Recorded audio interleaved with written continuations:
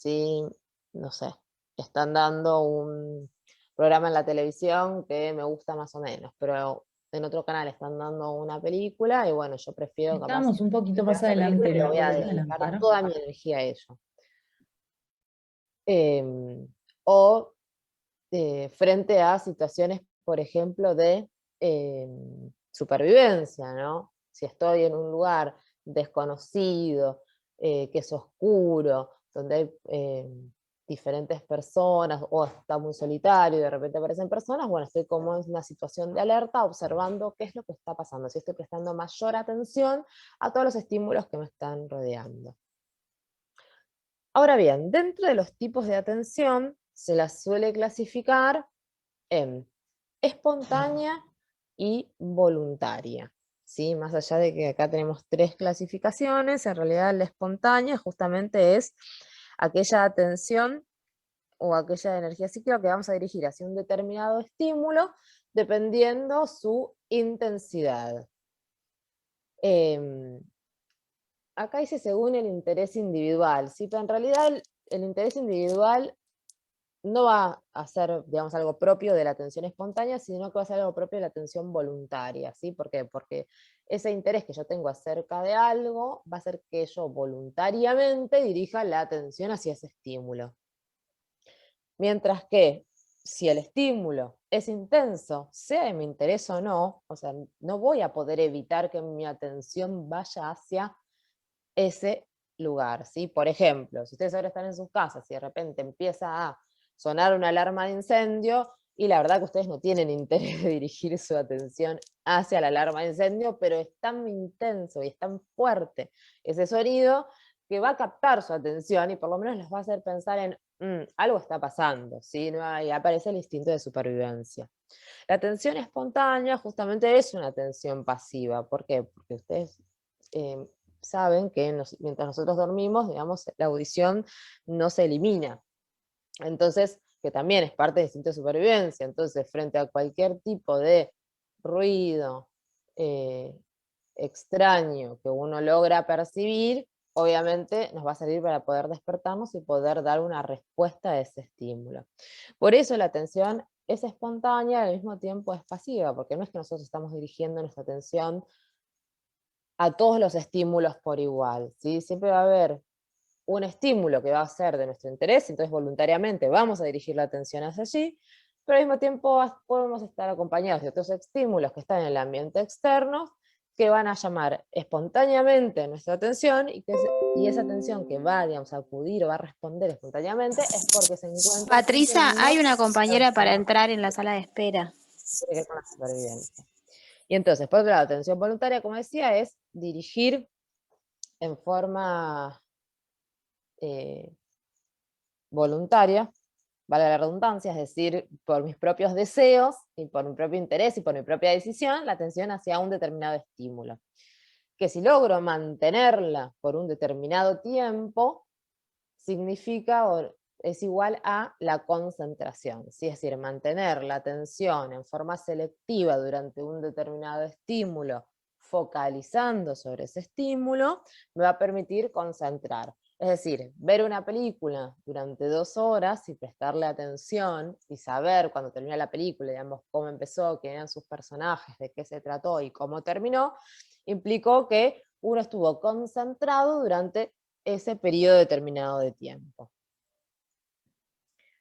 Ahora bien, cuando la atención se encuentra alterada, también vamos a poder dividirla en alteraciones de tipo cuantitativas y cualitativas. ¿Sí? Entonces, cuando tenemos alteraciones cuantitativas, vamos a hablar de aproxexia, cuando tenemos una falta absoluta de atención, como por ejemplo en el estado de coma, una hiperproxexia, cuando la atención se encuentra aumentada, como por ejemplo en el caso de la paranoia, y una hipoproxexia donde tenemos una disminución de la atención, como por ejemplo el síndrome confusional en el retraso mental o en las demencias. Y por otro lado tenemos las alteraciones cualitativas de la atención, donde vamos a observar la paraproxexia, es decir, hay un aumento de la atención espontánea a expensas de una disminución de la atención voluntaria, ¿sí? Como por ejemplo en el caso de la manía, es decir, que la persona tiene más facilidad para que su energía psíquica se dirija a diferentes estímulos, independientemente de la intensidad, y poca capacidad para poder concentrarse. Es decir, que durante la entrevista, capaz puede empezar a responder, pero de repente pasó, no sé, o hubo algún sonido, hubo un estímulo de mediana intensidad y la persona se desvió su atención y por ende no puede seguir respondiendo adecuadamente. Una disprosexia, en lo que vamos a observar una disminución en la atención voluntaria a expensas de un aumento de la atención espontánea, como por ejemplo en el déficit de atención e hiperactividad, donde la persona tiene en algunas situaciones dificultades para concentrarse, ¿sí? No en todas, y en esos momentos donde tiene fallas en la concentración, tiene más facilidad, digamos, para desviarse con otros estímulos que pueden estar presentes en el ambiente y que son de su interés. Mientras que la periprosexia justamente es cuando la ansiedad queda dejada de lado, ¿sí? Es decir, que en lugar de prestar atención o poder dirigir la energía psíquica hacia elementos que se encuentran en el medio externo, se encuentran dirigidas hacia su medio interno, ¿sí? Como por ejemplo en el caso del autismo. Ahora bien, la otra función dentro de las funciones básicas que es importante es la sensopercepción. Sí, la sensopercepción es un complejo mecanismo psíquico que justamente lo que va a permitir es permitir tener conocimiento acerca de los elementos, ¿sí?, que nos rodean, ya sea que provengan del mundo externo o del mundo interno, tanto físico como mental, y poder realizar con ellos distintas elaboraciones. Es decir, poder incorporar esa información, procesarla, almacenarla. Cuando se me presenten situaciones similares, voy a poder dar una respuesta adecuada porque voy a entender qué es lo que está sucediendo, ¿sí? Y me va a permitir percibir en forma adecuada todas esas diferentes características y poder integrarlas en un determinado objeto, si este fuese el caso. Ahora, cuando tenemos alteraciones a nivel de la sensopercepción, vamos a hablar de ilusiones, alucinaciones psicosensoriales, alucinaciones psíquicas o pseudoalucinaciones y alucinaciones sensoriales hipnagógicas o hipnopómpicas. Entonces, las ilusiones se caracterizan por ser una percepción falseada o deformada de un objeto real. Es decir, la imagen ilusoria tiene un fundamento real y objetivo, pero es deformada. Entonces, la persona que lo va a padecer va a reconocer el error. Si es decir, una persona, por ejemplo, ¿no? En los casos de trastornos de depresión, perdón, o de ansiedad, una persona capaz que observa, no sé, una sombra cerca de una ventana y le da la sensación de que hay una persona parada allí. Cuando se observa, en realidad, esa sombra era la proyección de un perchero. Y eso le representaba, le hacía pensar que era una persona. Pero cuando se da cuenta que no es, digamos, reconoce que se confundió.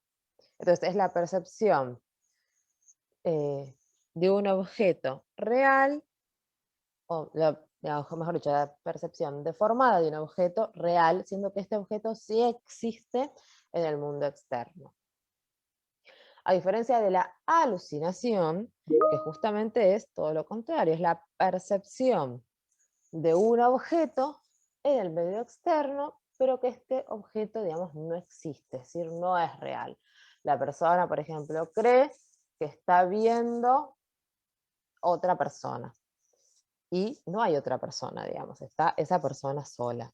Cuando uno, a diferencia de la ilusión, cuando uno le dice no, eso no es verdad, eso no existe, la persona no puede, digamos, convencerse o no se la logra convencer de ello. Es decir, que es una alucinación irreductible. O sea, ¿por qué se le dice irreductible? O sea, porque no la podemos reducir. Es decir, por más de que le digamos a la persona y le justifiquemos el por qué eso que está viendo o escuchando o sintiendo no es real, la persona, o sea, es tan intensa que la persona no logra convencerse de que lo que nosotros le estamos diciendo es así.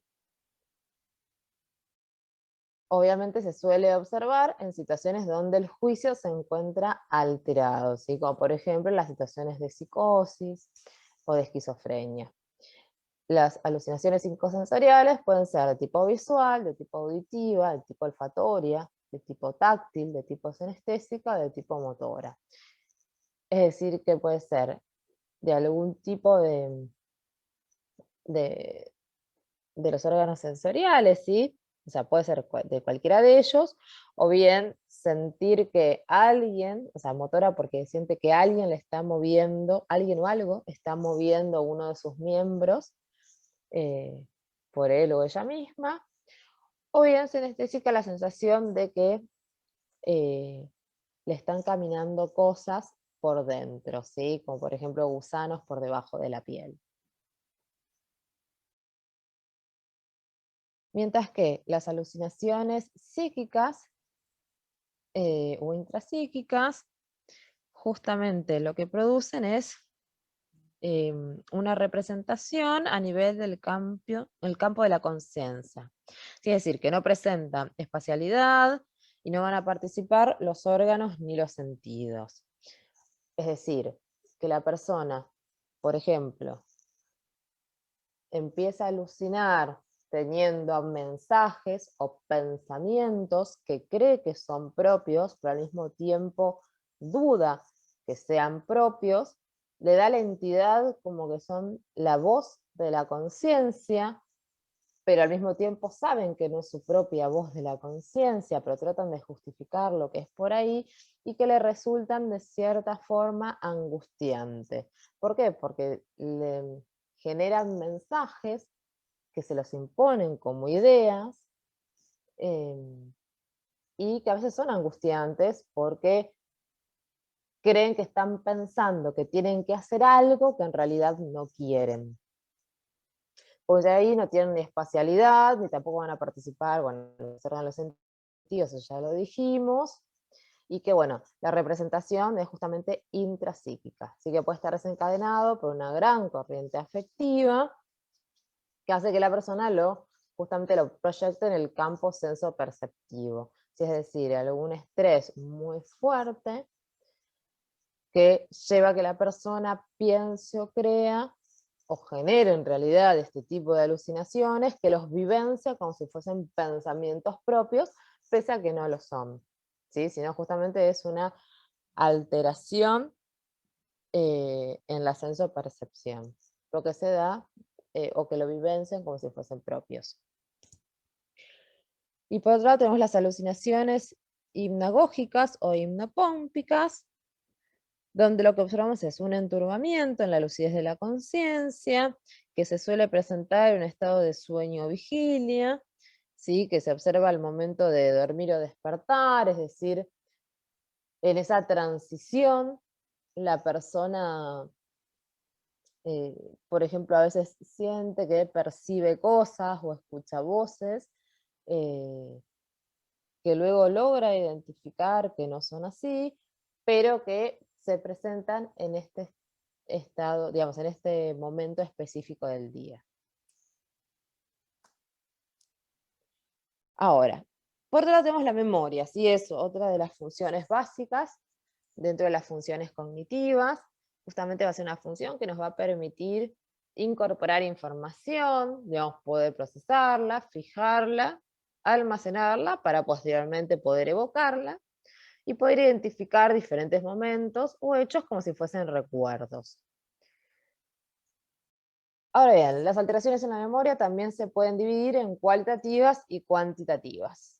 Y dentro de la clasificación de la memoria también la vamos a encontrar como memorias de tipo cualitativas y cuantitativas. Dentro de las memorias cualitativas tenemos dos grandes grupos, la memoria declarativa y las memorias no declarativas, que se diferencian principalmente porque la memoria declarativa o memorias declarativas justamente son memorias conscientes, es decir, nosotros identificamos los diferentes momentos y podemos relatarlas. Mientras que las memorias no declarativas son memorias inconscientes, ¿sí? Nosotros realizamos ya sea movimientos o experimentamos emociones sin ser plenamente consciente de ello en ese momento. O sea, a posteriori sí podemos tener conciencia de esos momentos. Entonces, por ejemplo, dentro de las memorias declarativas las vamos a subdividir a su vez en lo que es memoria semántica y memoria episódica. La memoria semántica justamente es la memoria de los conceptos lingüísticos, como dice allí, y culturales. ¿Por qué? Pues una memoria que no tiene justamente contexto temporal ni personal, es decir, que es atemporal y que es transcultural. ¿Por qué? Porque no es que en el 1810, el 1920 y en el 2015 esos conceptos se modificaron y son lo mismo, representan lo mismo en la Argentina que en Groenlandia y que en Rusia. ¿Sí? Por ejemplo, si nosotros pensamos en una mesa, obviamente que una mesa va a tener diferentes tipos de características. Vos vas a tener una mesa alta, una mesa baja, una mesa angosta, con 3 patas, 2 patas, una sola pata, pero que si le representamos, si le mostramos esa imagen, digamos, a un ruso, a una persona que vive en Groenlandia, que no sé cómo se le dirá, y a un argentino, o sea, todos van a poder decir que es una mesa en su idioma específico, ¿no? Y que hace 100 años atrás, como dentro de 100 años para adelante, va a seguir siendo una mesa, eso no va a cambiar. ¿Sí? Eso es la memoria semántica. Mientras que la memoria episódica es una memoria biográfica, ¿sí? Donde sí tenemos temporalidad y sí está relacionado con nuestro contexto cultural.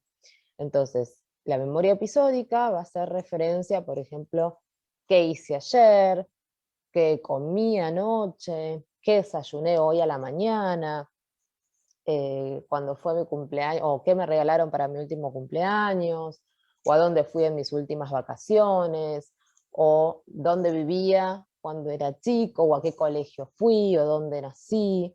¿Sí? Son todos hechos específicos en la vida de una persona que no pueden ser ubicadas en un determinado tiempo y en un determinado espacio, y que obviamente van a ser diferentes entre esas personas. ¿Sí? Eso es la memoria episódica. También para entenderlo un poco mejor, existe un ejemplo donde dice que la memoria episódica es el título de la película, mientras que la memoria semántica es el contenido de la película, es decir, la descripción de lo que sucedió. Las memorias no declarativas, como yo les dije, son memorias inconscientes. ¿Sí? Dentro de las memorias no declarativas tenemos la memoria procedural, la memoria emocional y la memoria adictiva. La memoria procedural, entonces, está relacionada con el haber incorporado en forma consciente en un primer momento, pero que luego se hizo inconsciente, diferentes movimientos voluntarios que me permiten llevar a cabo una determinada actividad. Como por ejemplo, como dice ahí, jugar al fútbol. Otro ejemplo puede ser escribir, ¿sí? Hacer actividades en grupo, tocar un instrumento musical, andar en bicicleta, manejar, ¿sí? Correr. Tenemos desde movimientos más simples a movimientos mucho más complejos.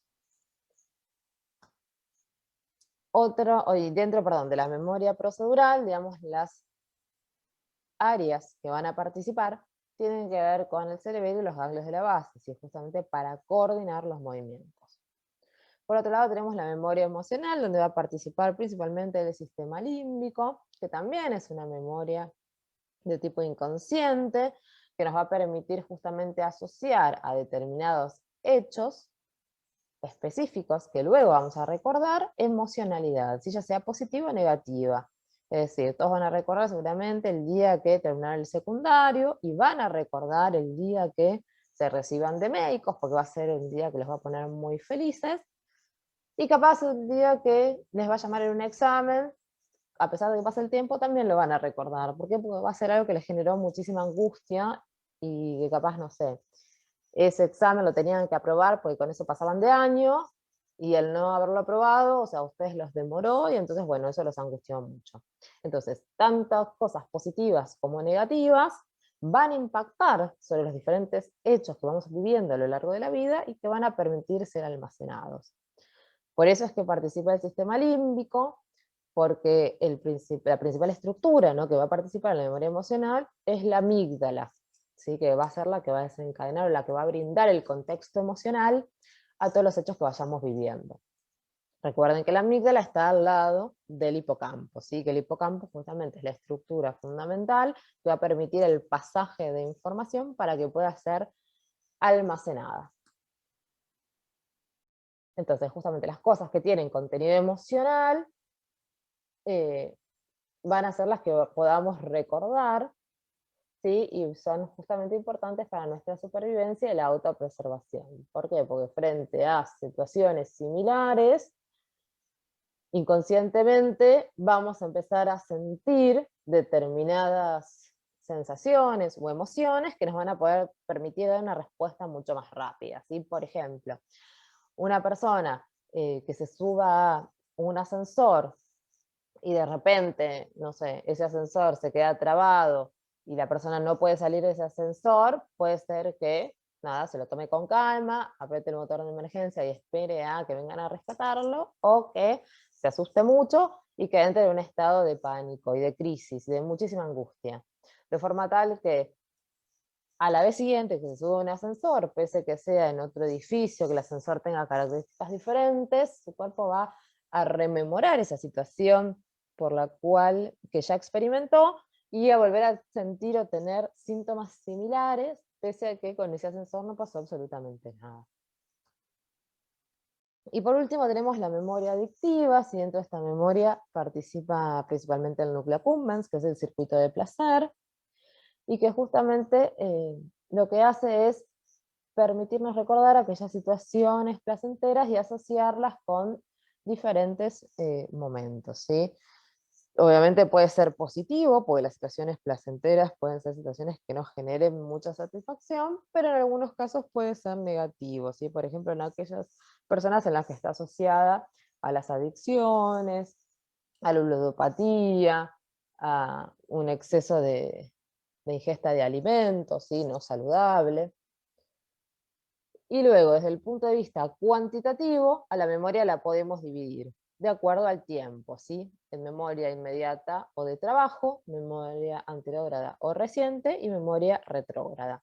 La memoria inmediata de trabajo justamente deberá durar pocos segundos, ¿sí? Es la que nos permite mantener la información en forma online, en forma activa, ¿sí?, y hacer un manejo rápido de la información, porque pasado un determinado momento esa información va a ser desechada, y es prefrontal. Es decir, por ejemplo, cuando nos preguntan algo y tenemos que dar una respuesta, nosotros vamos a buscar esa información en algún lugar que va a estar almacenada, que van a ser las cortezas de asociación, y la vamos a traer a la conciencia, ¿sí? Mientras estemos usando esa información, la vamos a tener ahí, consciente, disponible, fácil de acceder. Ahora, una vez que pasemos a otra actividad y no requiramos más de esa información se va a ir de la conciencia nuevamente hacia donde estaba almacenada. Ahora, en el caso de la memoria anterior o reciente, es la memoria que suele mantenerse por un corto periodo de tiempo, ¿sí? Que es la memoria principalmente hipocampal, que justamente la memoria a este nivel, si recibe algún tipo de impacto emocional, positivo o negativo, va a pasar de ser hipocampal o memoria reciente a ser memoria retrógrada, es decir, a poder ser almacenada y poder recuperarla dentro de unos meses o unos años, ¿sí? La memoria retrógrada justamente es la que va a estar grabada en forma de proteínas y va a ser almacenada en las diferentes cortezas y áreas de asociación, ¿sí?, dependiendo de la modalidad sensorial de cada una. Bien, Esto ya lo dijimos, que la memoria de trabajo justamente es la que nos permite retener la información unos segundos para poder manipularla, ya sea para razonar, para hacer cálculos mentales, para seguir una conversación. Y metafóricamente se suele decir que es la pizarra de trabajo. ¿Por qué? Por esto, porque tenemos la información, cuando no la necesitamos, borramos y traemos información nueva. La memoria anterógrada, ¿sí? A nivel del hipocampo, recuerden que el hipocampo es parte del sistema límbico, como estábamos hablando recién. Es un recuerdo consciente, ¿sí? Obviamente va a ser una estructura esencial para poder incorporar nuevas memorias, y la memoria retrógrada, que tiene que ver con los recuerdos más primitivos, ¿sí? No sé, dónde vivía, dónde hice el colegio primario, el secundario, quiénes son mis familiares, cómo se llaman, cuántos años tengo, cuándo nací.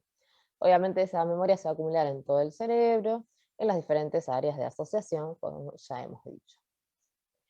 Entonces, cuando la memoria se empieza a alterar, entonces vamos a tener alteraciones de tipo cuantitativas, donde encontramos la amnesia, que es la falta absoluta de recuerdos, la hipomnesia, que es la disminución de la capacidad de fijar o evocar, como ser, o lo observamos, por ejemplo, en los casos de fallas atencionales. Si la amnesia, por ejemplo, la vamos a tener en los cuadros de coma o en pacientes que tienen deterioro cognitivo grave, y la hipermnesia, donde tenemos un aumento de la memoria, donde los recuerdos llegan a ser obsesivos o inoportunos, ¿sí? Por ejemplo, en el caso de la excitación maníaca. Y en el caso de las alteraciones cualitativas, vamos a observar las paramnesias, donde tenemos una distorsión o falsificación de la memoria, así donde se mezcla la realidad con lo imaginario, donde una persona va a tomar una fantasía como algo real. El déjà vu, que es el fenómeno de lo ya visto, en el que lo percibido por primera vez impresiona como un hecho ya vivido con anterioridad. El jamais vu, que es el fenómeno de lo nunca visto, en el que un hecho conocido es vivenciado como desconocido. Y las ecmesias, en donde se produce una alteración en la vivencia del tiempo. Si los recuerdos del pasado son tan intensos que parecieran ser tomados como que sucedieron ahora, en este momento, en el presente. Entonces es una experiencia actual de algo que ya pasó. Bien, esas serían las funciones cognitivas básicas, ¿sí? Piensen que a partir de ellas después se van a desarrollar el resto de las funciones cognitivas, ¿sí? Como el lenguaje, las gnosias, las praxias, las funciones ejecutivas y obviamente el pensamiento.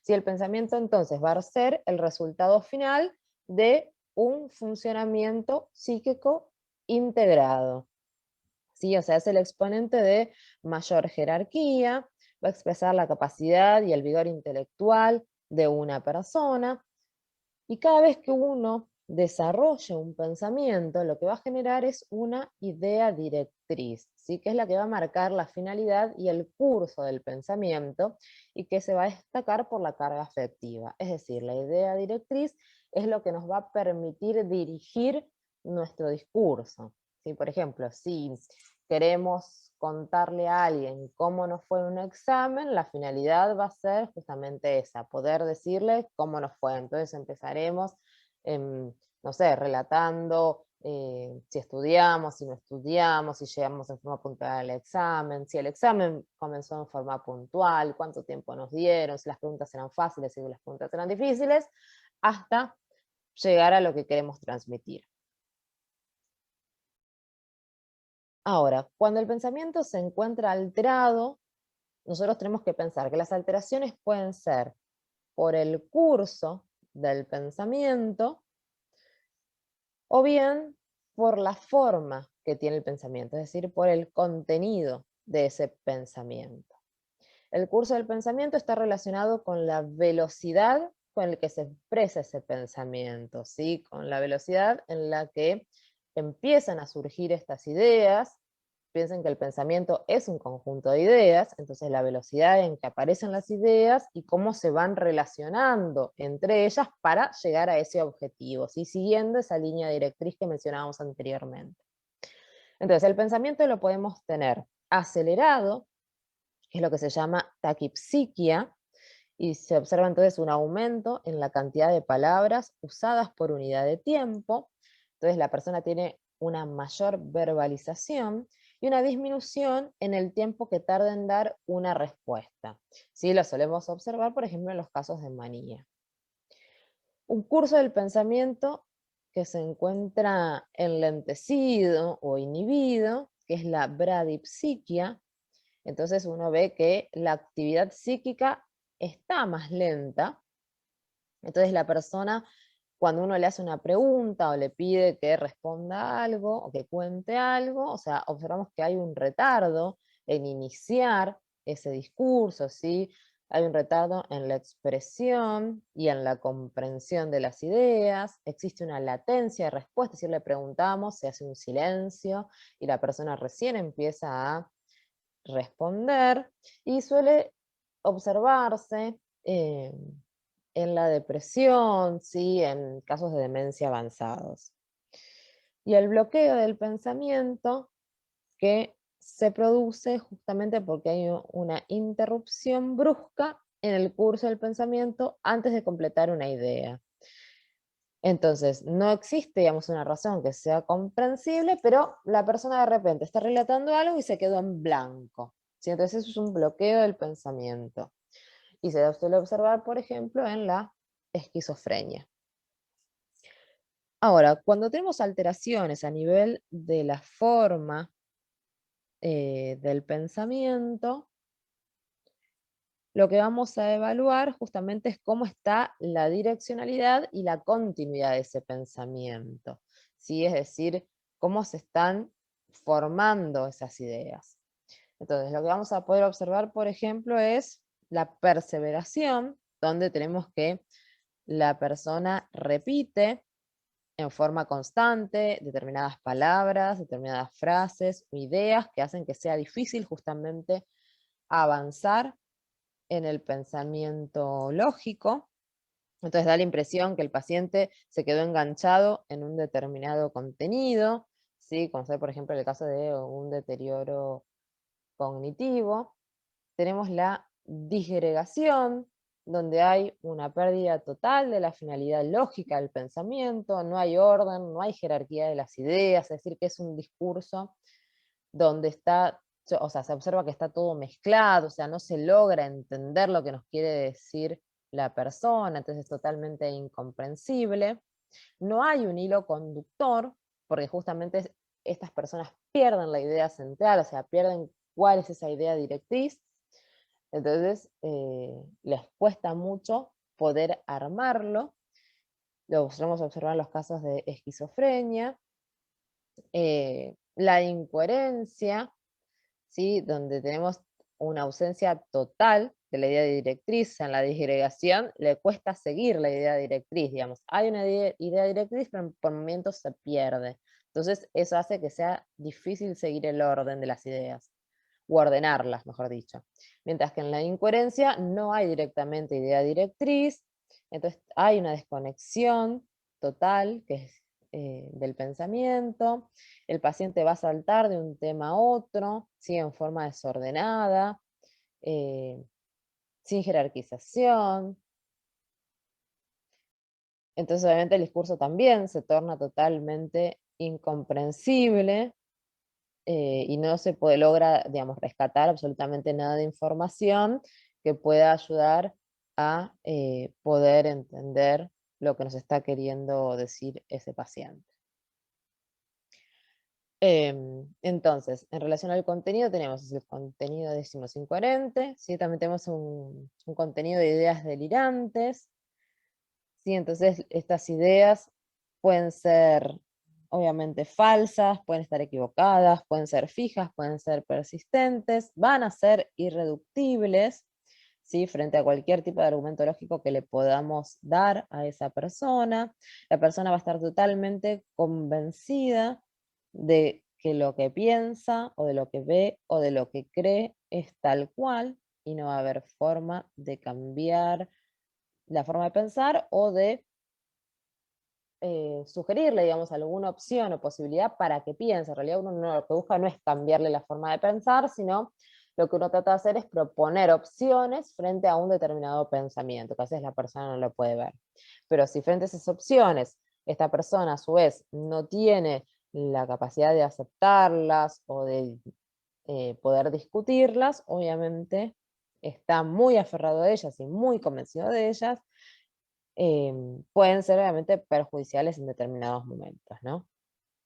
Em, Dentro del tipo de ideas delirantes, obviamente podemos tener delirios que son de autorreferencia, eh, donde siente que, por ejemplo, que la conducta de él o de los objetos que lo rodean toman nuevos significados, ¿sí? Entonces se están refiriendo o lo están relacionando con él, por un delirio de persecución, donde creen que están conspirando contra él o contra ella, ¿no? Y que está siendo perseguido o amenazado, que alguien o alguna fuerza externa está intentando perjudicarlo. Un delirio de tipo celotípico, donde el paciente cree que su pareja le es infiel y está convencido de ello. ¿Sí? Un delirio erotomaníaco, donde la persona cree que otra persona de un nivel social, cultural o económico superior, o personas famosas están locamente enamorados de él o de ella. Entonces empieza a tomar distintas acciones por esas personas que son interpretadas como distintas expresiones de amor. Em, ¿Qué más tenemos? Los delirios de culpa, ¿sí? Delirios de ruina. El delirio de culpa, por ejemplo, habla de que el paciente está convencido de que ha sucedido algo que es imperdonable, que ha cometido grandes faltas, se siente muy culpable de todo lo que ocurre, ¿sí? Entonces tiene miedo de que lo o quiere. Delirio de que está en la ruina y en la pobreza total, y entonces hace uso de posesiones materiales. En el caso de los delirios hipocondríacos, ¿sí? Donde la persona está convencida, por ejemplo, de que los órganos de su cuerpo no funcionan o que tienen graves enfermedades. El delirio megalomaníaco, donde la persona cree que tiene grandes habilidades, poderes espaciales o muchas fortunas y que se creen muy importante. Los delirios místicos, donde la persona cree que es un enviado de Dios y tiene que cumplir con una misión divina. Entonces busca la perfección en sus actos y toda conducta que se aleje va a ser tomada como pecaminosa e interpreta las situaciones cotidianas como señales que reafirman su misión, ¿sí? Entonces tenemos diferentes tipos de delirios.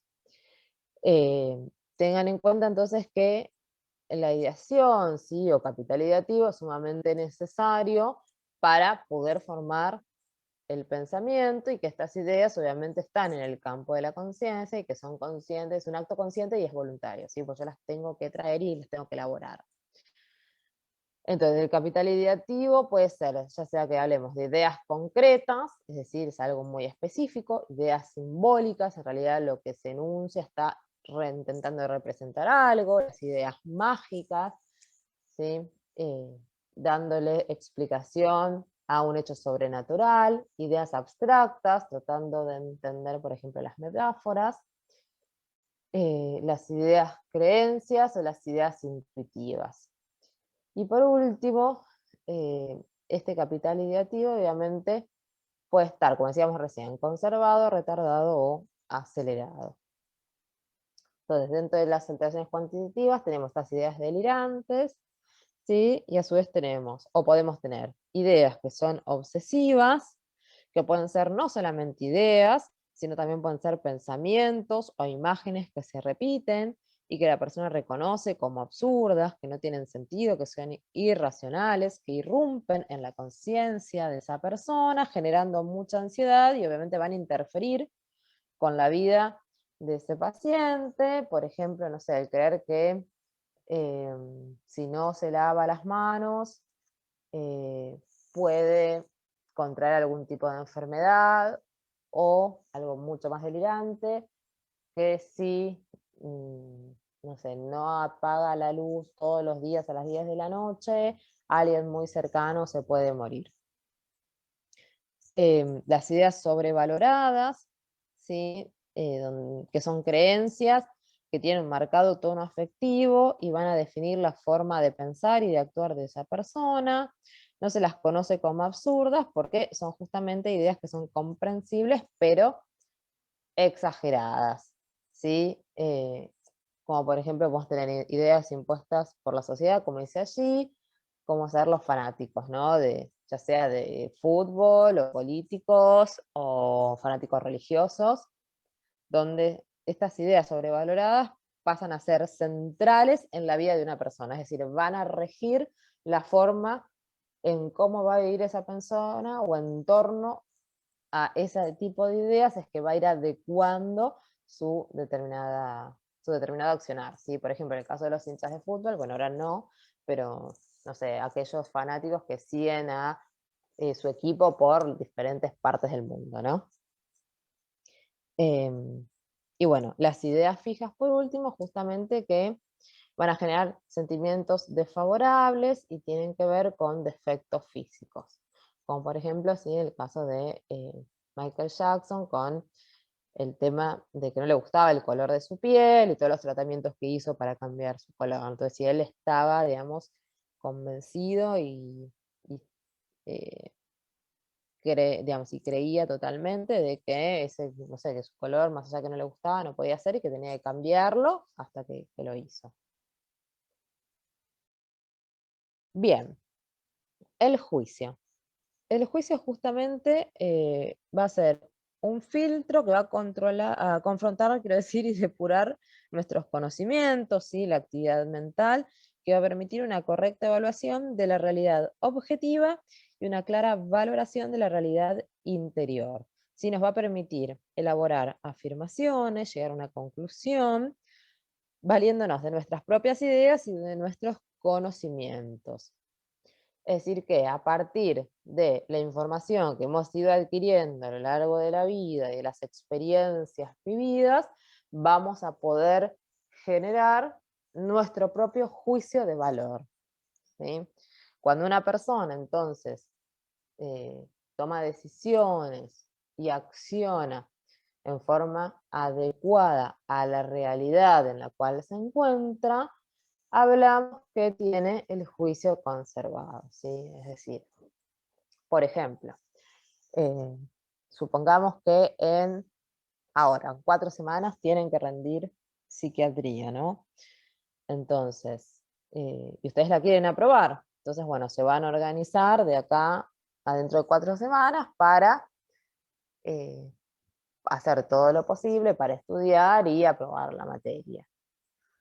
Ahora, si ustedes, por ejemplo, quieren aprobar la materia, pero en lugar de estudiar y de prepararse y todo, eh, pensaran que si en lugar de, no sé, sentarse todos los días 1 hora a leer y dedicarle estudio, no sé, saliendo a correr, ¿no?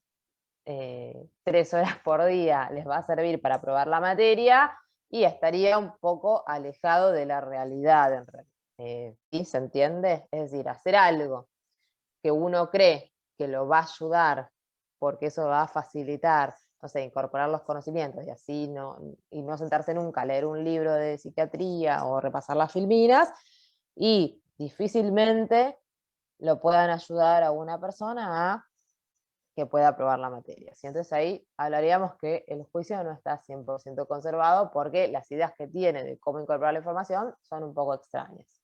¿Sí? Eso igual es un ejemplo un poco rebuscado. Un ejemplo más sencillo sería, por ejemplo, una persona que cree que puede volar. ¿Sí? Entonces se sube a un piso 3 y dice que puede volar y que lo va a hacer y que intenta tirarse al vacío, ¿sí? Para volar. ¿Sí? Claramente esa persona, o sea, en ese ejemplo es mucho más gráfico, no tiene el juicio conservado. ¿Por qué? Porque todos sabemos que las personas por sí solas no pueden volar. Si se sube a un avión, sí va a poder volar, pero en realidad está volando es el avión y lo está transportando. Pero no somos aves, no tenemos plumas, ni la capacidad aerodinámica que tienen las aves para poder hacerlo. Entonces, cuando tenemos alteraciones en el juicio, sí vamos a hablar de alteraciones de tipo cuantitativa. Entonces el juicio puede ser insuficiente, como en el caso de un retraso mental, o la oligofrenia, donde observamos que en realidad no se desarrolló en forma adecuada el psiquismo. Entonces, el juicio no pudo alcanzar su máximo grado de desarrollo, ¿sí? O no se pudo desarrollar en forma completa. Por eso es que es insuficiente, ¿sí? Porque no llegó a desarrollarse. En el caso del juicio suspendido, lo que sucede es que la persona sí logró desarrollar el juicio en forma completa, pero que por un determinado periodo de tiempo, que puede ser limitado, ese juicio no va a estar funcionando en forma adecuada. Por ejemplo, en una persona que se encuentra alcoholizada, ¿sí? O que está en coma, o que tiene alguna confusión mental, ¿sí? O sea, un síndrome confusional, o que está en una crisis epiléptica. ¿Sí? Mientras dure esa determinada situación, no va a poder tener o pensar con claridad y por ende no va a poder tomar decisiones en forma adecuada. Por eso ya habla de juicio suspendido. Y el juicio debilitado justamente es cuando una persona logró desarrollar todo su psiquismo en forma adecuada y logró en algún momento desarrollar el juicio en forma completa, pero que por las características de la patología por las que está padeciendo, empieza a perder en forma parcial o total esa capacidad de juicio. ¿Sí? Por ejemplo, en el caso de las demencias, la persona justamente lo que está teniendo es una alteración en las funciones cognitivas, es decir, que sus funciones no están respondiendo igual que siempre. Entonces, esta alteración hace que al no poder responder en forma adecuada, entonces el juicio no va a ser adecuado. Entonces el juicio se va a encontrar debilitado porque las funciones cognitivas se encuentran obviamente alteradas. Y dentro de las alteraciones cualitativas, lo que vamos a observar, por ejemplo, es el juicio desviado, donde hay una interferencia del juicio de acuerdo a la carga afectiva que es de gran intensidad. Entonces le va a impedir a la persona hacer una correcta valoración lógica de la realidad, ¿sí? Por ejemplo, en el caso de los pacientes con delirios, en episodios maníacos o esquizofrenia, ¿sí? Bien, ahora, a la hora de realizar un juicio, nosotros tenemos diferentes etapas. Por un lado es la elaboración, que tiene que ver con establecer cuál es la relación entre eso nuevo que estoy observando y estoy conociendo y lo que yo ya conozco. Entonces el juicio de la relación. Y luego efectuar obviamente la identificación de estos conocimientos entre sí.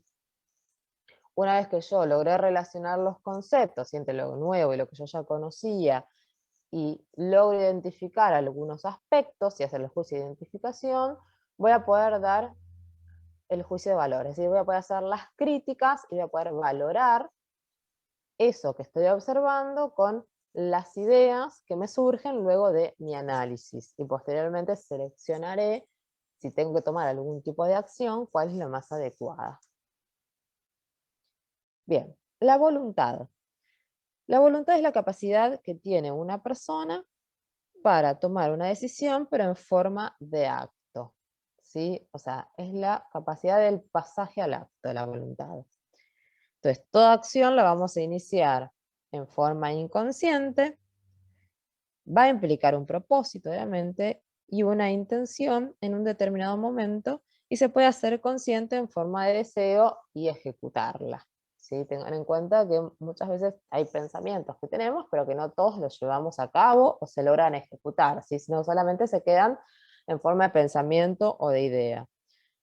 Pero cuando lo llevamos a cabo, quiero decir, va a estar hablando de nuestra voluntad, de nuestra voluntad de hacer algo.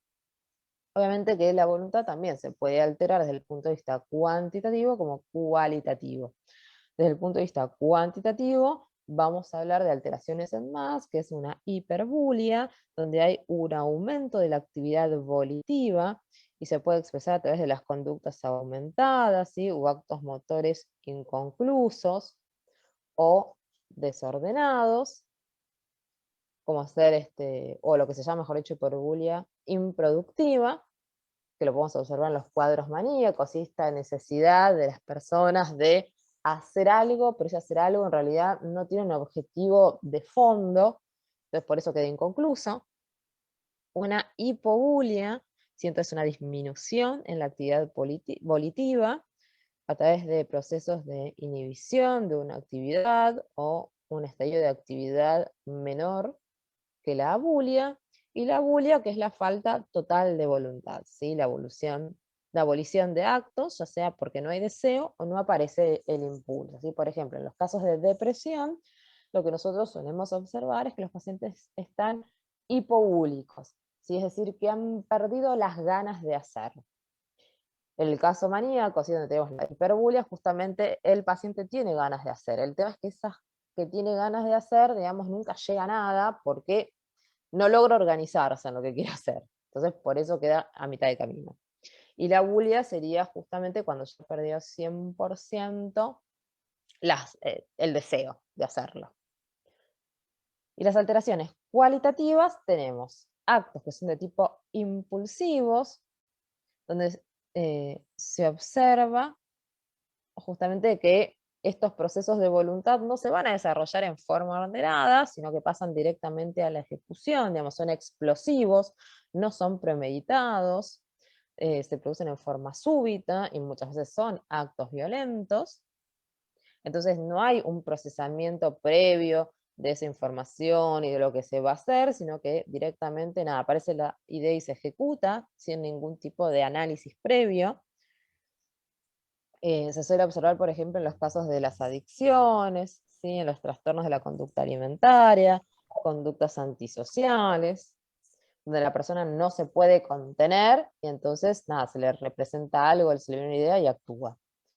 Y las compulsiones o los actos compulsivos, que son procesos mentales que impiden que la persona logre tomar una decisión. Si es la tendencia de ejecutar de forma incontenible actos que por lo general son reprobados por el individuo.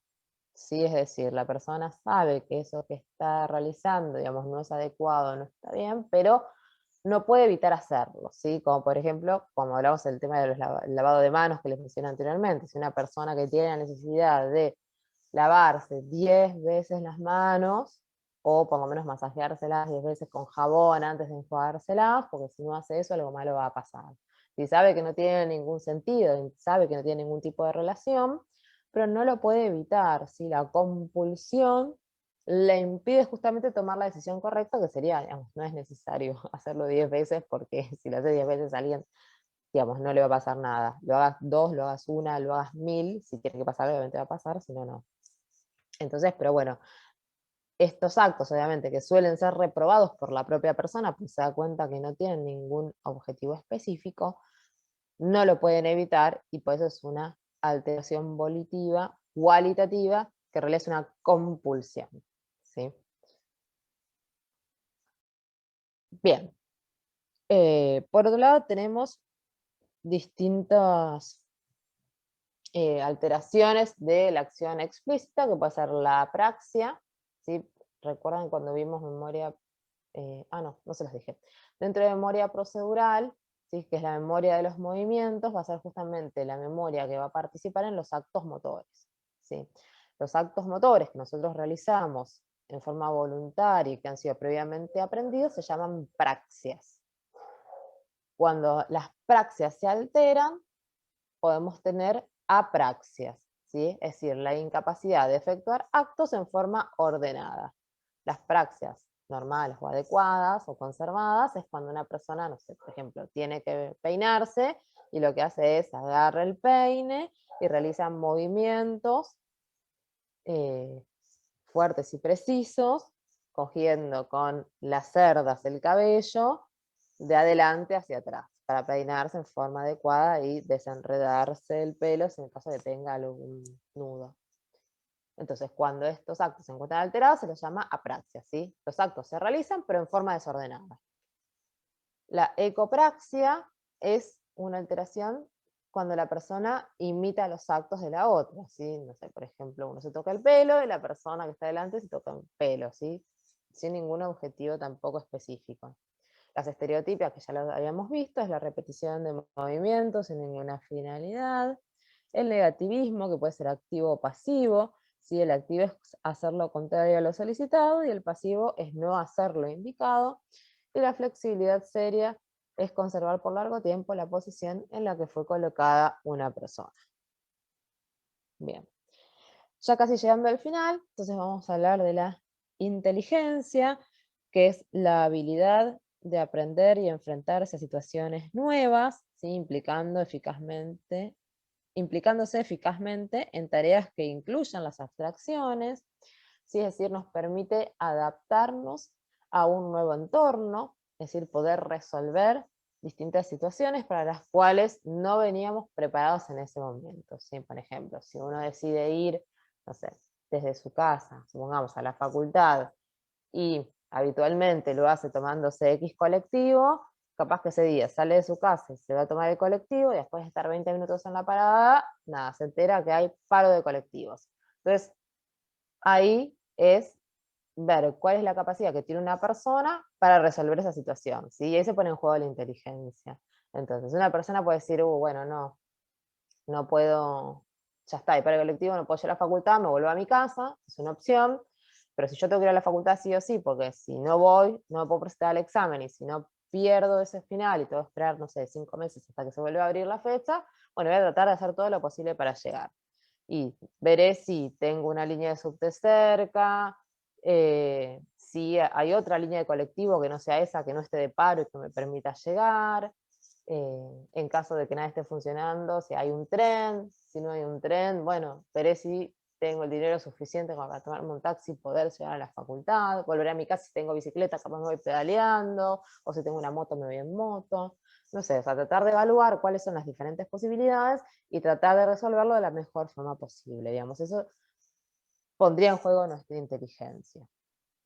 Entonces, obviamente la inteligencia es una actividad psíquica compleja que también está fuertemente implicada en la supervivencia porque nos va a permitir justamente sortear diferentes tipos de obstáculos.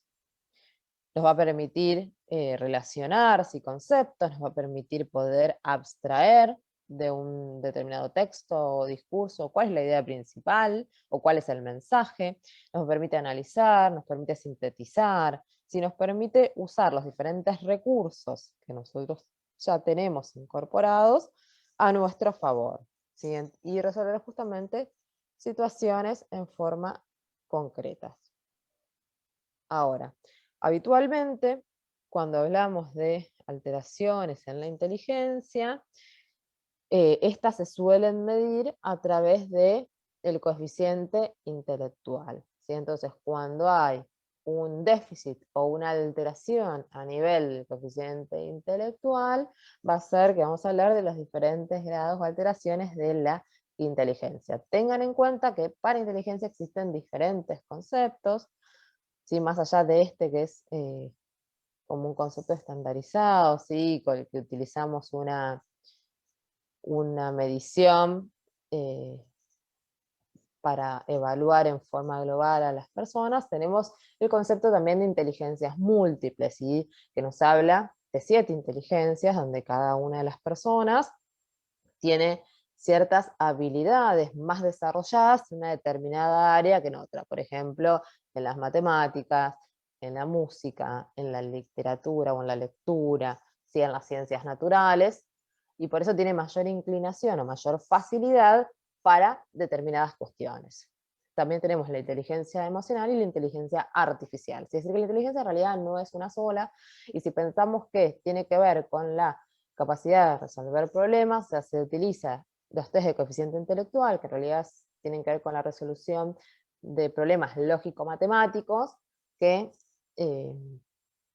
tratan, digamos, de mantener una regla estandarizada de medición que sea similar en todas las personas, pero que a veces no mide en forma adecuada todas las inteligencias que una persona puede tener. Entonces acá, por ejemplo, dice, se investiga obviamente evaluando el discurso del paciente en cuanto al nivel de abstracción. Por ejemplo, más vale pájaro en mano que 100 volando. Es decir, se utilizan mucho las metáforas. Entonces, de acuerdo antes de pasar, de acuerdo obviamente al puntaje que uno obtiene, ¿sí? Se los suele clasificar en los diferentes grados de retraso mental. Si es leve, moderado grave o profundo. De todas formas, de retraso mental y discapacidad van a tener una clase, así que allí lo van a ver bien. Y por último, tenemos la afectividad, ¿sí? Que tiene que ver con el conjunto de experiencias que van a definir y van a delimitar la vida emocional de una persona y que obviamente van a condicionar la conducta, porque de acuerdo a cómo nos sintamos, es como vamos a poder actuar o cómo vamos a percibir el entorno. ¿Sí? Si estamos felices, y bueno, capaz que los problemas que se nos presenten ese día, o no problemas, pero situaciones dificultosas que se nos presenten ese día, puedan ser resueltos con mayor facilidad. Mientras que si estamos tristes porque recibimos una mala noticia, cualquier dificultad que se nos presente va a representar el fin del mundo, ¿sí? Va a ser como una catástrofe.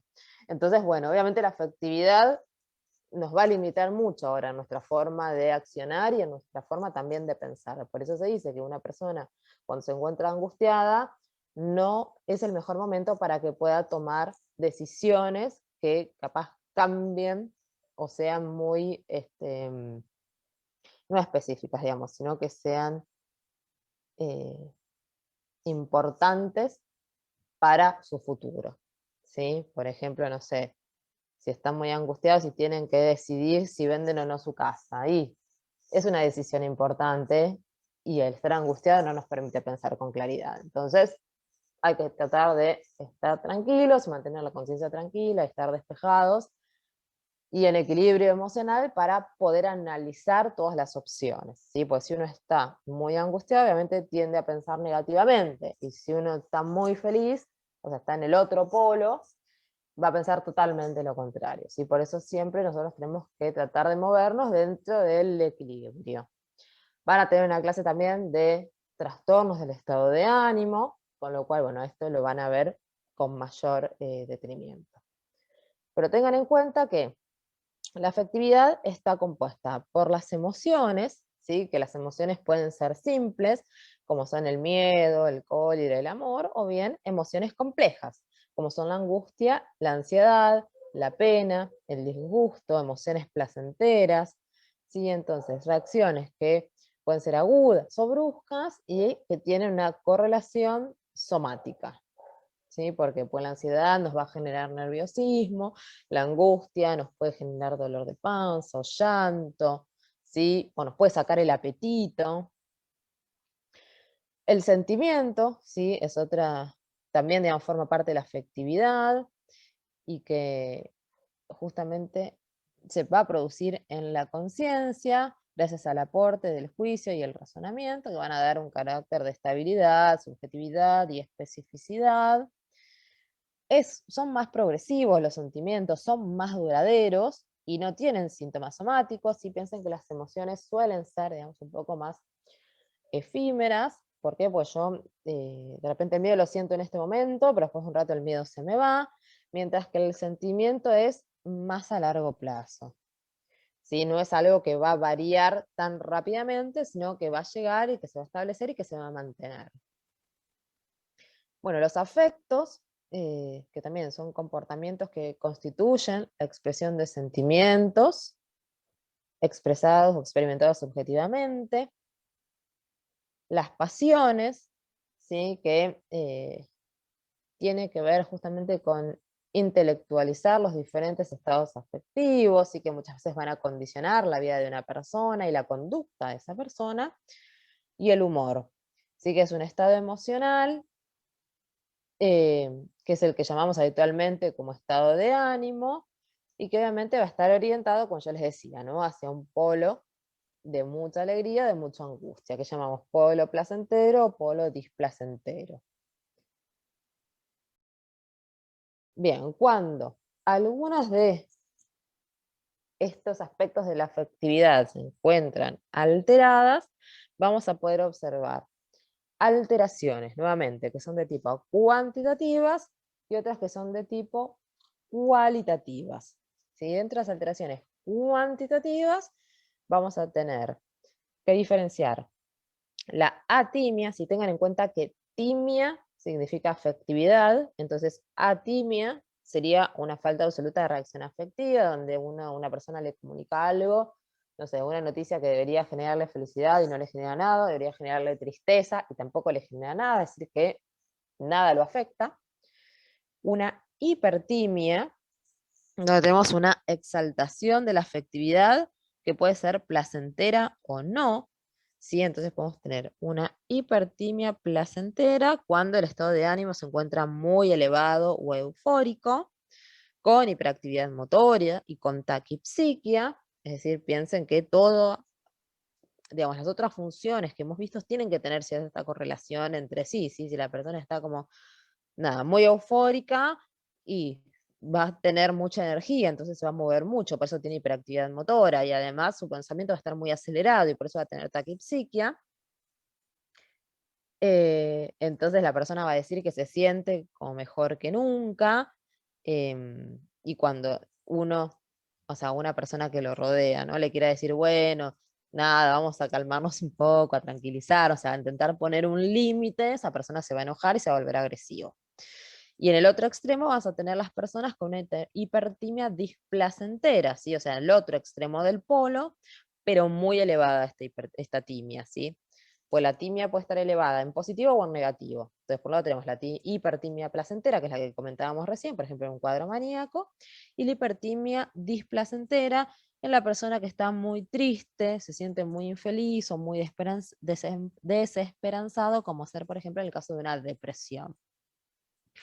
Y la hipotimia, donde el potencial afectivo va a estar muy disminuido, es inadecuada para la vida de esa persona, vemos que el lenguaje es inexpresivo, es distante, la persona se encuentra lenta en sus movimientos, tiene falta de interés por hacer las cosas y por las situaciones que solían producirle algún tipo de satisfacción.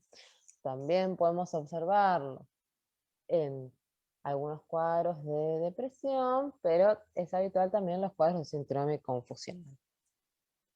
Y dentro de las alteraciones cualitativas, lo que vamos a observar, por ejemplo, es la labilidad afectiva, donde tenemos cambios afectivos súbitos, que son transitorios, que hay pérdida de control sobre los sentimientos, entonces una persona tiene sus emociones muy cambiantes y puede pasar del llanto a la risa en segundos.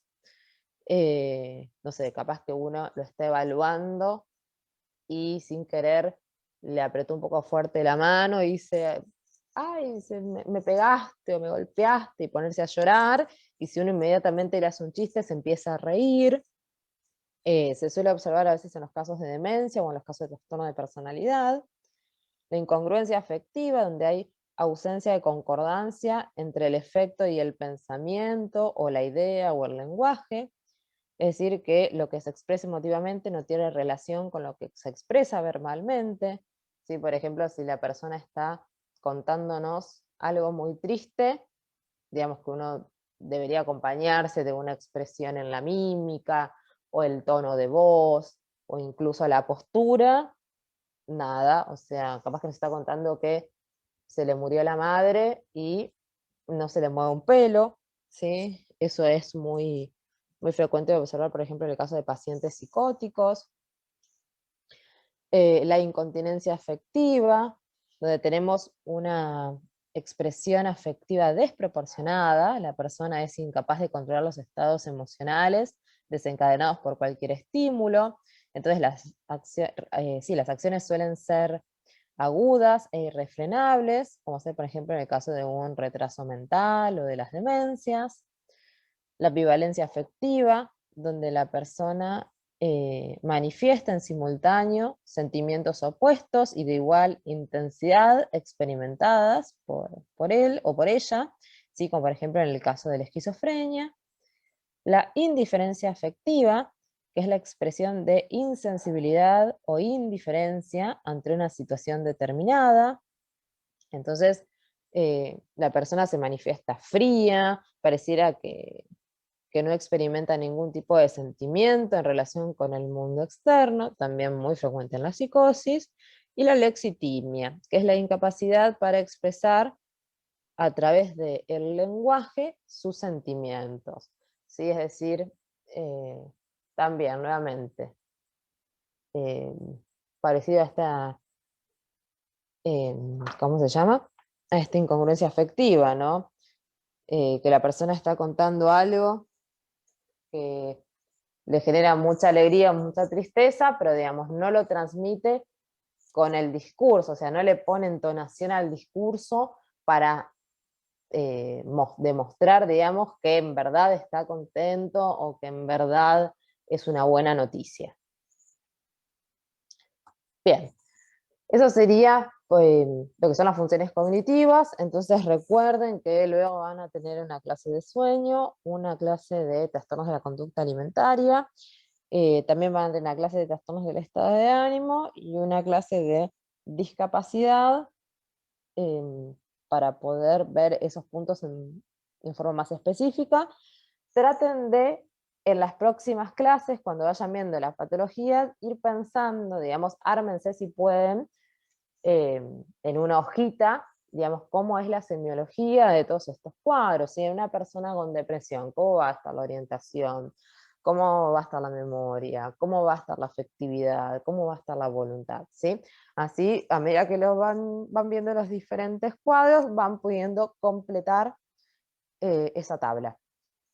Bueno, espero que les haya servido, espero que se haya entendido. Igual cualquier duda me pueden preguntar. Muchas gracias.